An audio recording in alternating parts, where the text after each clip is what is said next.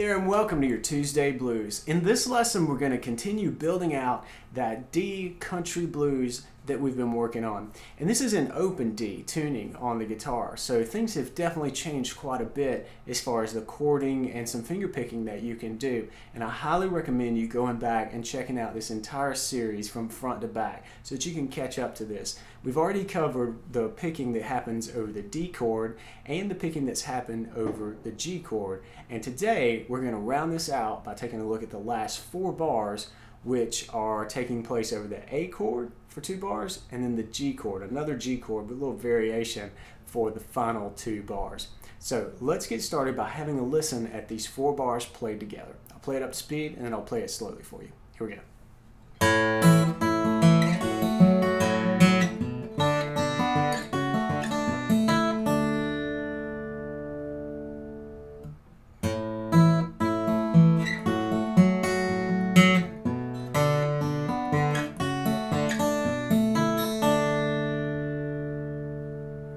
Alright, to start out, we need this A chord. So we're going to really start this out on the 5th and 4th strings just like you would any A chord. Got the open 5th string, and then you've got the 4th string happening on the 2nd fret. These strings aren't changed in an open D tuning when compared to standard, so we can play this just like any A chord. Now the trick is I'm going to mute out this 3rd string. I don't want that to sound in this particular version of an A chord, and we're not going to use it in our picking here in these 2 bars. So I just want to lay my finger back a little bit just to protect against me accidentally hitting this and letting it ring. Alright, then we're going to play the open 2nd string, which is tuned down from a B to an A, and so that's going to work out nicely over our A chord. That just makes sense, right? And then we're going to play another E on the 2nd fret of the 1st string. Now normally when you're tuned in standard this rings an E, but we've dropped this string down to sound a D if it's open. So we're going to play the 2nd fret to play our E.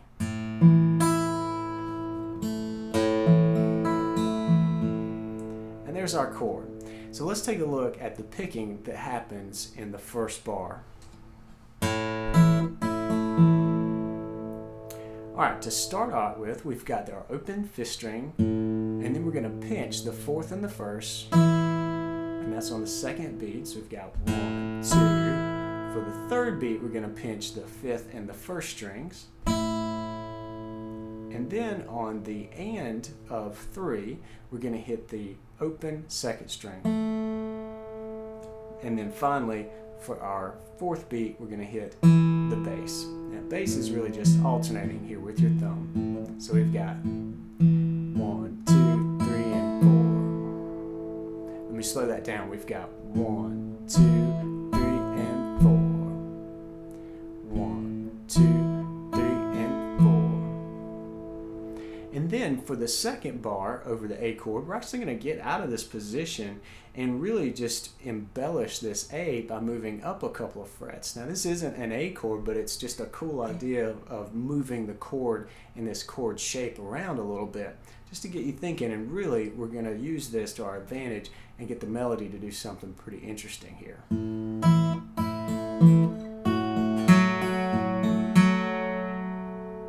So here we're going to move all the way up, and I'm going to pinch on the 5th and 1st strings on beat 1, then on the and of 1 the open 2nd, and then down for beat 2 on the 4th string. Then back to the 1st string on the and of that beat. Then you go bass, 2nd, bass, that's 5th string bass, 2nd string, 4th string. Alright, so here's what that sounds like. I'll play it slowly for you.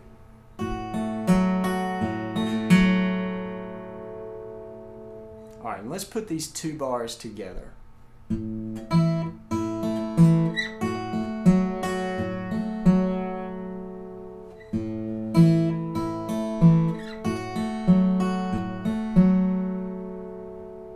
For the G G chord, we're going to do something pretty exciting. We're going to move the melody around a little bit. The picking pattern is going to be very similar to what happened over the A chord, and we're going to use that same trick where we move everything up to the 4th fret. We're going to do that with this G chord shape that we learned in a previous lesson as well. Let's take a listen to the pattern played up to speed, and then I'll play it slowly, and then we're going to come back and break it down. So here we go.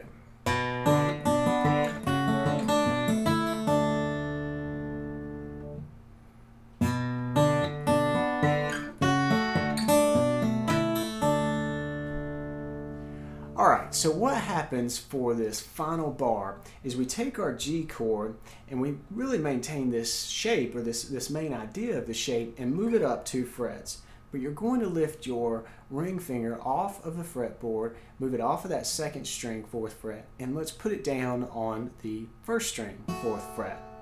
Because once we get to this bar, our very first beat, we're going to pinch the 5th and the 1st string.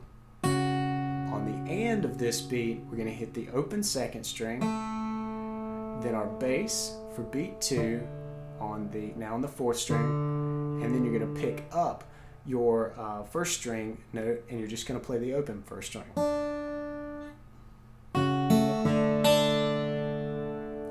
So that's what we have.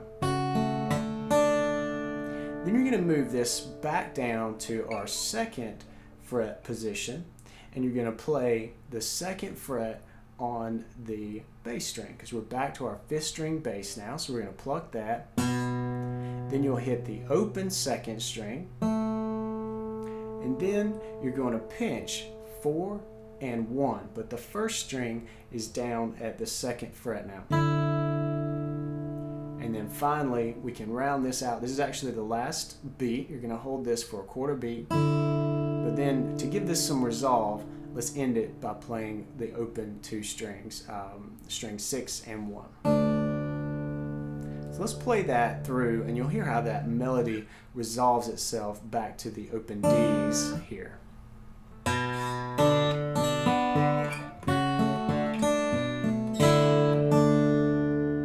I exaggerated the last couple of notes there just so you can hear how it just pulls to the D. So we're pulling ourselves right back into the top of the progression, and this is a great place to loop things around if you are ready to tackle that.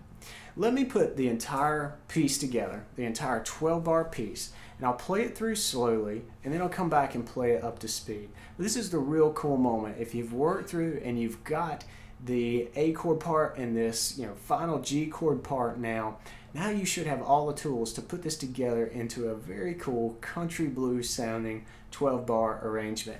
And when you learn how to loop this, you can play this over and over and over. It's good practice and it's a lot of fun. So let's do that. Let me play through this piece, all 12 bars, played slowly. Here we go.